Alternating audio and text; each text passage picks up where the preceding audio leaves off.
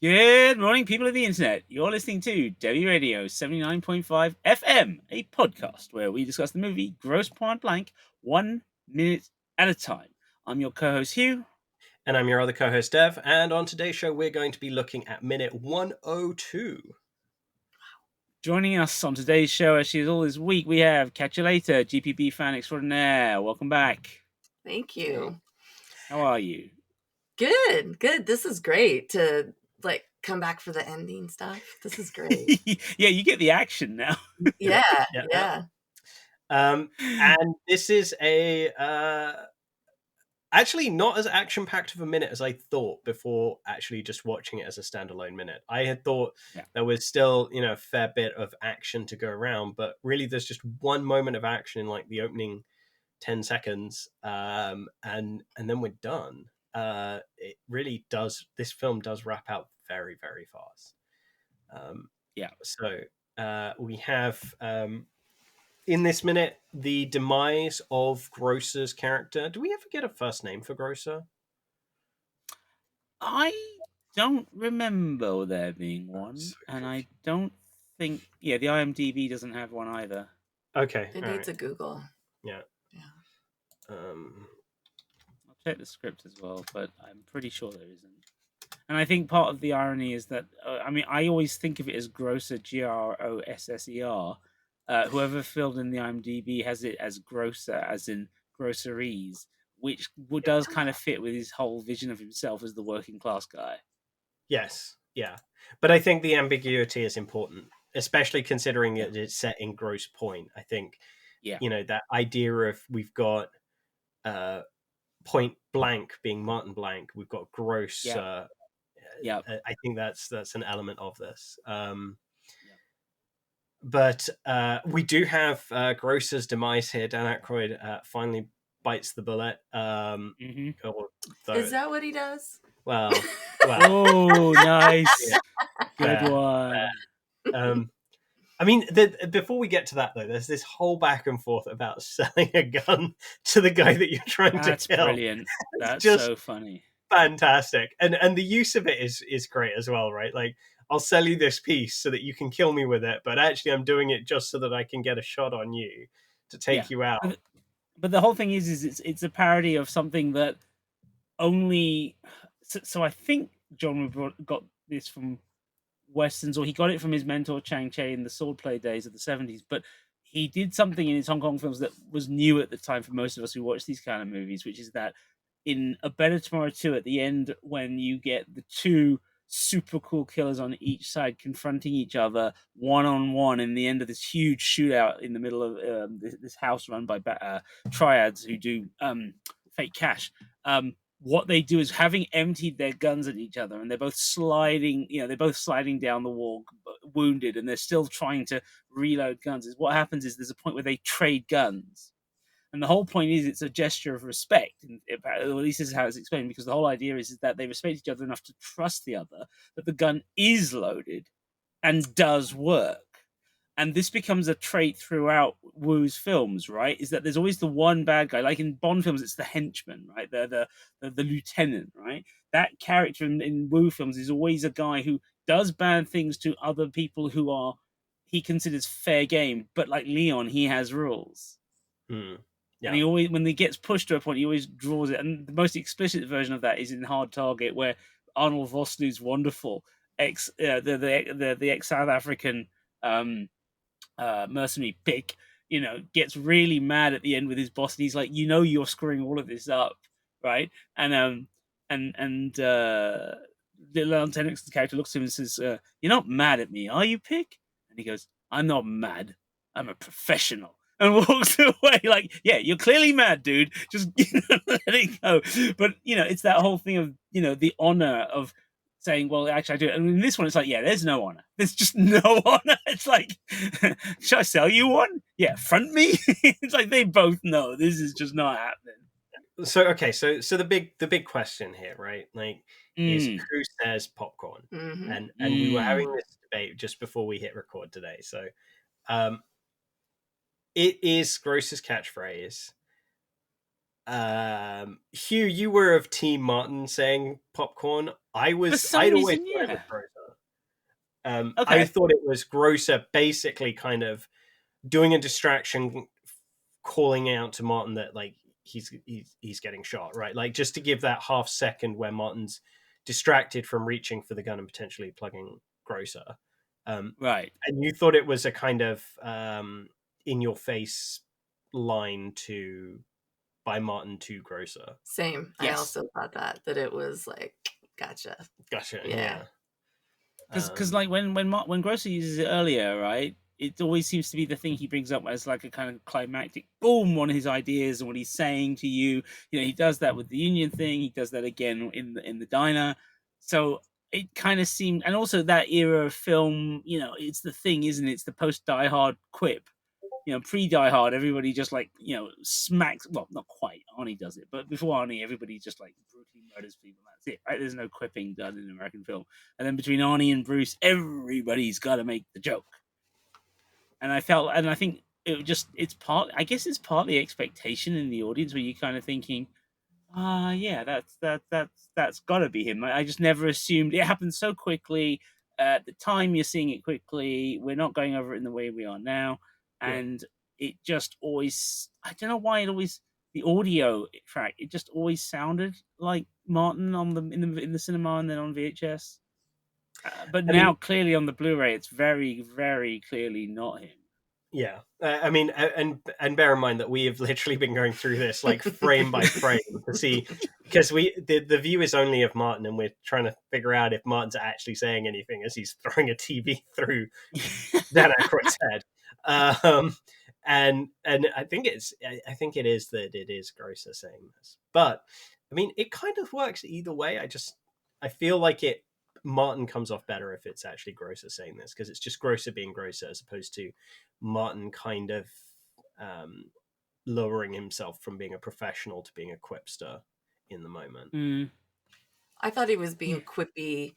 I mean, we know now he's not, but I thought he was being quippy because he's going to end this thing, and in a way that Grosser was completely not thinking. You know, Grosser was thinking this is going to end with more guns, and also Grosser thought he was probably going to win.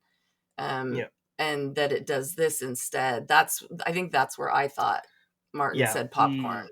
I mean, also the fact that Martin is holding a TV, which Grosser doesn't know until it's too late, right? Yes. I mean, it makes sense. You've got the TV, the film, the cinematic popcorn element of like that, which also makes sense for it to be Martin saying it. But can we talk about how much that TV was not plugged in?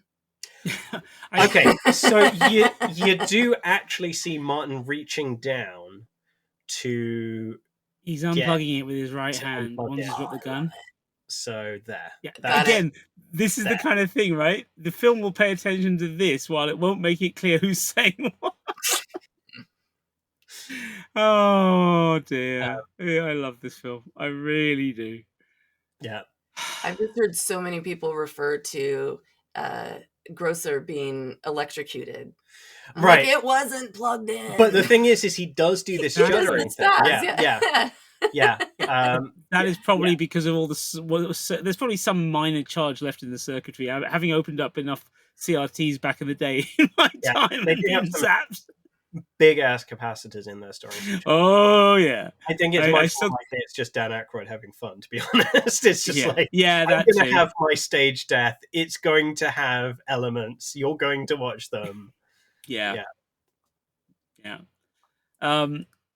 It's so weird. I can't find I'm just looking through the fourth draft script to see if there's any point where we get Grosser's name, but I can't find it. And I kept thinking that maybe it was when he's in the club with the NSA agents, but again, I just can't seem to find it. So. But what I am finding that I seem to have missed over the long course of these podcasts is some really interestingly brief character summaries or moments when characters are doing things that they clearly don't do in the film. Like at one point, Marcella is out on some sort of weird hippie-ish retreat when she gets the call, and I know, right? Like yeah, just doesn't. You can see why that changed. I mean, And there's a yeah, lovely summary. Sorry. potentially funny, but also Yes. I think the characterization we have of Marcella works a lot better. Yeah, and then the Yeah. introduction of Mr. Newberry is what it is so perfect. Mr. Newberry sits in the recliner reading a Tom Clancy novel. He is a corporate Aspen Dude Ranch sort with a good head of hair. Aw. I love it. That's actually pretty good, like, crime book writing. Like that. Yeah. I get the guy straight away from that, even Yeah. if they change most of that. But it is I kind of mean, they funny. didn't change that much. Just the book, I think. Yeah. I mean, Yeah, because yeah. the book changes for the plot. Right. And yeah, the plot we still don't quite understand, but But I mean, yeah, it's not just our Aykroyd death that has some sense of realism with possible charge being absorbed. We also have Martin's bloodied hand and Cusack playing it for real. This is Yeah. no joke at this point. Yeah. And the odd limp that he has as he goes up the stairs. Yeah. He's definitely pulled something somewhere along the lines. Yeah. Possibly hauling a great big CRT TV, because those things were not light. Oh God, I did my backing with those so often. Yeah. It's just. I remember people at the time saying it was a truly horrific death, and I'm kind of like, nothing beats Marvin in Pulp Fiction, guys. That's horrific because you don't expect it. You know Gross is coming to a bad end. Full stop. That's normal for thrillers and action movies, right? Yeah. It does pale compared to Marvin's death. I think that Marvin's death it's so gratuitous that you almost feel like it's on screen, even though it actually isn't. Yeah, it's not actually there. It's all careful. It's the effects and the way it's done. It's all very carefully done. And it is purely for laughs. And that's the other problem, is the poor kid is... I think that was something we've talked about before, about that whole era of film and sort of the way in which Grosse Pointe Blank tries not to go the easy road with the laughs, with easy, cheap laughs in terms of the morality of the combat, right? There's always a distinction, a line drawn between, like, the things that are laughable and the things that are, somewhat weighty in what's happening. Yeah. I mean, with the possible exception of the Foley as they're getting rid of Felix Lapoubelle's corpse. Yes. Which is a little over the top. Yeah. And Gross's death here, I guess, with the twitching, that's a little over the top. I do wonder sometimes if Luc Besson's rules that he gives Leon was as much influenced by American films as that were coming out as they were by his own image of Leon. I think they're very influenced by Westerns. I feel like Westerns are where you see a lot of that kind of that's true too. Honor. But that whole business... It's the American equivalent of a knight's code, right? Like chivalric code, yeah. Yes, yeah. But it's how simple it is, though. Right. I mean, and that is just reduced down, I think, to make for a good line in the film. Yeah, but here's my thing: Quentin Tarantino very clearly does not believe in those rules for any of his characters. Yeah. None of his characters ever believe in that. Reservoir Dogs, innocent woman in car, fair game, right? Kid in the back in the back seat in Pulp Fiction, fair game, etc. And it just goes on and on like that. And again, I'll bring it up if it wasn't for the fact that we're watching and analyzing a film that is very much a comedy as well as an action film and a romance. And a lot of people's notion of what was comic in the 90s in crime films is very much influenced by QT. Films are very much that sense of, well, anything goes, therefore it's all funny. It's that fine line between a kind of hedonistic pleasure in the filmmaking and sheer nihilism. But the romantic comedy element changes a lot, right? Because I think so. In order for the romantic comedy to work, you have to fundamentally like the guy, and in order to do that, the guy needs to have some sense of honor, more aligned with Leon, but even more kind of a more westernized version of that, I guess, a more Americanized, I should say, version of that. And I think that's where the difference is. And I think, Tarantino tried to do those kind of romantic elements at certain points. I think of True Romance, right? And it never quite works, right? It basically feels artificial and a little awkward to me because you do not relate to those characters at all, and therefore the whole romantic element kind of falls through, because it only really works if you understand why the two characters like each other.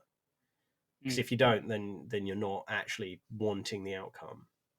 Yeah, there is that. But you know, just one last time to come back to those sorts of other crime films we're talking about. A lot of them do expect you to root for couples, regardless. Right, and you know. you don't always. Yeah.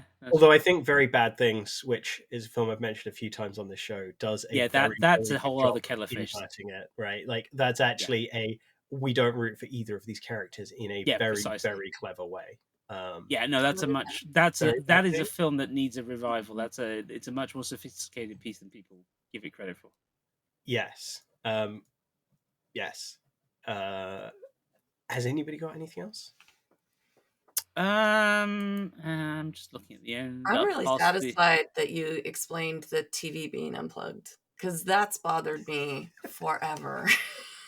Yes. And now there's a movement that goes to it. I've been enlightened. I'm good. Yeah, I'm good. Should we wrap that?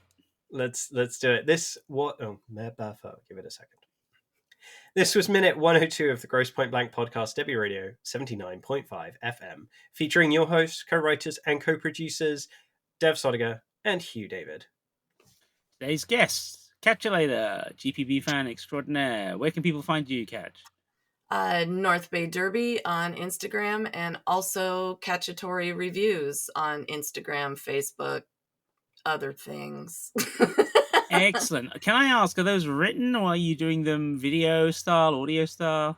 They're written, and I'm not the writer. It's my last name, but no, it's my older son's project, and he writes them, and he does like a long form of them, and then also a shorter form.